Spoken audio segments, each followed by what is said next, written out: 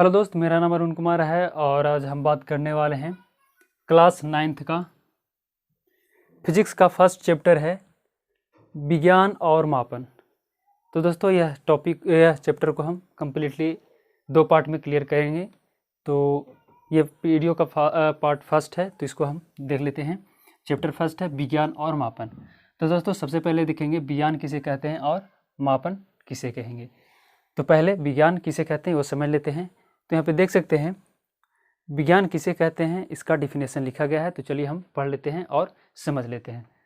तो सबसे पहले विज्ञान किसे कहते हैं, तो यहाँ पे लिखा गया है सावधानीपूर्वक और क्रमबद्ध तरीके से किए गए प्रयोगों और परीक्षणों द्वारा प्राप्त ज्ञान को ही हम विज्ञान कहते हैं। चलिए एक बार फिर से डिफिनेशन पढ़ लेते हैं।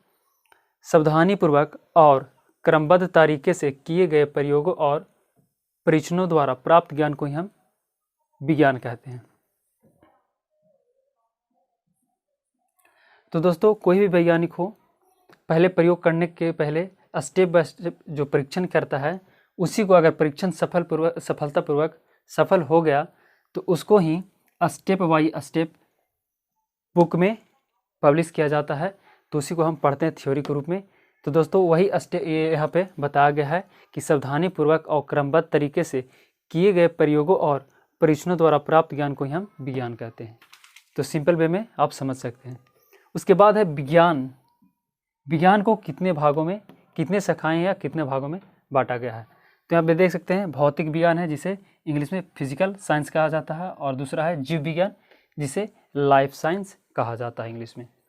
उसके बाद देख सकते हैं कि भौतिक विज्ञान को भी 2 भागों में बांटा गया है। वह कौन कौन सा है? भौतिकी, जिसे फिजिक्स कहा जाता है, दूसरा रसायन शास्त्र, जिसे केमिस्ट्री कहा जाता है। तो आप ध्यान रखिएगा कि भौतिक विज्ञान को 2 भागों में बांटा गया है, फिजिक्स और केमिस्ट्री में। उसके बाद है जीव विज्ञान। जीव विज्ञान को भी 2 भागों में बांटा गया है। पहला है वनस्पति विज्ञान, जिसे इंग्लिश में बॉटनी कहते हैं। दूसरा है प्राणी विज्ञान, जिसे इंग्लिश में जूलॉजी कहते हैं। उसके बाद यहाँ पे देख सकते हैं मापन है। बोले थे मापन पढ़ेंगे, तो यहाँ पे देख सकते हैं विज्ञान मापन पर आधारित होता है। तो दोस्तों आप देख सकते हैं विज्ञान जो है कहीं न कहीं माप तौल के अनुसार तुलनात्मक विधि से ही प्रूव करने की कोशिश करता है। तो यहाँ पे लिखा गया है विज्ञान मापन पर आधारित होता है, तो ये याद रखिएगा। उसके बाद है किसी भी राशि की माप के लिए कुछ मानक यानी स्टैंडर्ड को उस राशि का मात्रक कहते हैं।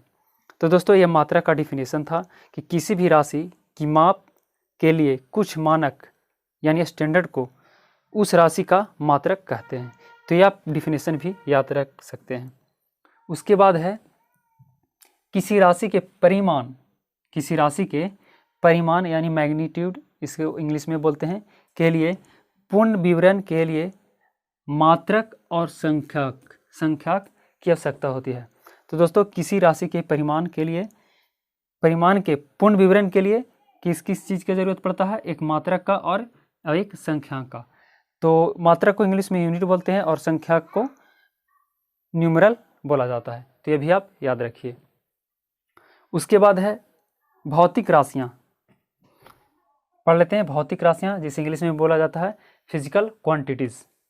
इसका डिफिनेशन है भौतिक के नियमों को जिन पदों में व्यक्त किया जाता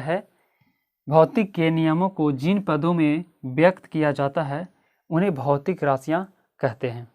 जैसे एग्जाम्पल में आप देख सकते हैं लंबाई हो गया, द्रव्यमान हो गया, समय हो गया, बल, ऊर्जा और वेग इत्यादि। तो दोस्तों ये एग्जाम्पल आप भी याद रखिएगा। तो एक बार फिर से हम पढ़ लेते हैं भौतिक राशियाँ किसे कहते हैं। तो भौतिक के नियमों को जिन पदों में व्यक्त किया जाता है उसे ही हम भौतिक राशियाँ कहते हैं। और इसका एग्जाम्पल है लंबाई, द्रव्यमान, समय, बल, ऊर्जा और वेग etc। चलिए आगे देखते हैं।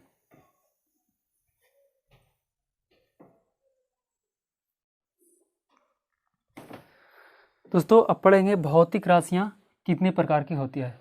तो दोस्तों भौतिक राशियाँ जो होती है 2 प्रकार की होती है।